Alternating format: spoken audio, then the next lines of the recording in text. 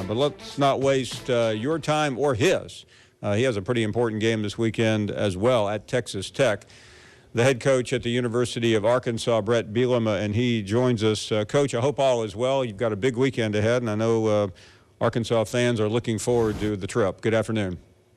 Good afternoon, Paul. We are very excited. I think to have an opportunity to have a crossover game between the SEC and the Big 12, obviously a good storyline right now. But for us particular, it's just an opportunity for us to, go and improve on the road. We had one game already with Auburn. We look to make ourselves a better experience this time. Yeah, we saw you down there a couple weeks ago, and I think the takeaway from most of us, not that that matters a whole lot, Coach, was that Arkansas looked a lot better. What did you take away from that game against the defending SEC champ, and obviously pretty good performance last week as well? I think the first thing that jumped out to me as a coach was, every year I kind of ask the room, who wants to win this game, and everybody raised their hand. How many expect to win this game? And last year, I don't know if I can say I fielded the team that believed that everything with their heart and soul. This year, I said before we left on that plane ride, if you don't believe we can win, don't come here tomorrow. And I really felt it was a group that believed they could. We unfortunately fell short, but it's a different team this year in so many ways and so many things that make me so positive about us going into this weekend that have nothing to do with football. Not to be picayune here, but in terms of the differences, you see it better than we do as fans. Where would you start in terms of the difference that you're detecting and seeing every day in practice from last year to this year? From football standpoint, by position, we're just that much more talented. I see bigger, I see stronger, I see faster. I see a team that understands what we're asking of them as coaches, without a doubt. How they execute a call, the call itself, the understanding of it, the strengths, the weaknesses, off the field. This one jumped out to me when we started the season. When I came here, we had 34 players below a 2.0 on my roster. Today, before we took the season this year, or this fall before we started, I have 0 under a 2.0. And that to me is a light year improvement to what we're all about. I know GPA doesn't help you, maybe execute a reach block or a tackle, but it certainly gives you a better opportunity to have both. I wanted to follow up on that because that's so interesting, and we sometimes we forget when we do call-in shows like this that this is about higher education. When you see a dramatic improvement in the classroom, how do you detect or transfer that or analyze that for that matter in terms of what it means when you're in the classroom teaching football and getting on the practice field and obviously in the stadium on Saturday? To be quite honest, it's not overly simplistic, just that what you do and how well you learn and how well you are prepared before the snap mentally is going to have you think less, act faster, react quicker, play stronger, play more physically at the line of scrimmage as well as behind it. There's so much carryover. And plus, I also know this, and I know you've seen it and experienced it in real life, when a person in one area of their life does something they never have done before, because they've committed to it and they've seen the results, it usually carries over into every other aspect. On the flip side, if you continue to underachieve, if you continue to fail in an area that you could have success, it carries into that area as well. So it's a little bit of both, and thankfully we're on the right track. And, I don't know if it's going to get us a win this Saturday, but we're going to smack people. We're going to whack people. We're going to play football the way we love to play it.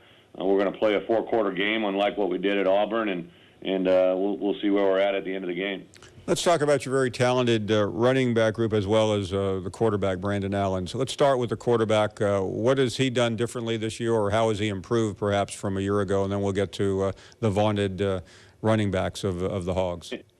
Well, I think first and foremost, Brandon has improved in 3 key areas. First, physically, he can throw the ball with much more velocity, much more accuracy. It's a cleaner ball to catch. I think our players recognized that right away last spring and has carried into the fall. The second thing, for him, he's a very gifted student, but he we took a Haganese class during the Odyssey season, which is just, verbiage and language that we speak here in the program.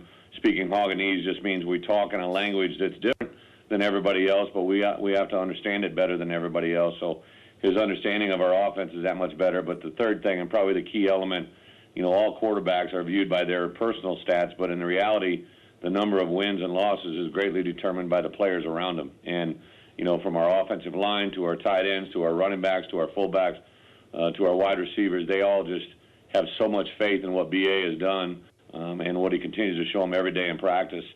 You know, last week I would have loved to have thrown the ball a little bit more, but the way we executed made me believe that, hey, we don't really need to worry about this part. Let's just continue to do what we're doing, and good things are going to happen. As far as the running back group, are they what you hoped or thought they would be? They're getting better by the day. I knew there were three very talented players. Been a little bit banged up. Jay Will, you know, did a great job of playing through some pain last Saturday. Alex has probably had the best 2 months in our program from a maturity standpoint, which is carried over to the football field. Corliss Marshall might be the most explosive player in my coaching career that I've coached, and nobody has really seen him yet. So those three guys together, and then we put together some tight ends and fullbacks and some old linemen in front of them that have a chance to make them look kind of nice too. Overall, Coach, I realize you're coaching Arkansas, but you're in the SEC, and I'm sure you do, whenever you have a moment, keep up with what else is going on. 5 teams from the SEC in the top 10. What does that say to you that you probably already know, but at least you can share it with us? I know we're not one of them, and I got to play a bunch of them. I know that. But I think the thing that excited me more than anything to come to this league is this is a league that's done it. You know, Coach Fry always used to say when I was a player partner, if you've done it, you ain't bragging. And unfortunately for us at Arkansas, we haven't done the things that other schools have done. And that was my challenge to come here. I didn't want to go to a place that had already won a championship, an SEC or a national. I wanted to come here and build it from the grassroots. And we're completely different than they were before I got here, but we're getting more and more like we need every day. And to be in the conversation with those 5 teams that are ranked and beyond that is our ultimate goal, and we're working at it day by day. Coach, finally, I was on a program in Little Rock this week, and I don't know why they asked me, but they said, how long do you think it will take Coach Bielema to get it turned around? I'll ask you, and I realize it's not an easy question, but and it may not be in years, but how do you measure? I realize you've only seen 2 games, but how do you know when this thing is starting to really take off? I think without a doubt, even all the years I was at Wisconsin and had year after year of success, the thing that I knew gave me relief at night or before a big game was the things that we talk about and preach daily in our program were evident everywhere we've been in everything that we do. So our players are doing it more and more. We don't have guys that are failing to do something we ask them to do. We have guys that are going through and do the most simple task routinely. Now it becomes part of their DNA. It becomes part of who they are, and I don't know how long that's going to take. I appreciate every Hawk fan wants it as fast as I do, and we're working to get there. But the one thing I've said all along, Paul, and I mean this with due respect, I learned early in life if you skip a step to get somewhere where you want to be, it's going to fall through. And we're building it at a day-by-day process. We're getting closer and closer. I think the things we represent are going to make people very, very proud, and I think the wins are going to come here shorter or sooner than later, and hopefully this weekend's one of them. We hope so, Coach. Wish you well. Thanks so much for the time, and hope to see you soon. God bless. Hey, I think to everybody on 9/11, a very special day in our history, and my thoughts and prayers go out to everybody involved. Woo pig.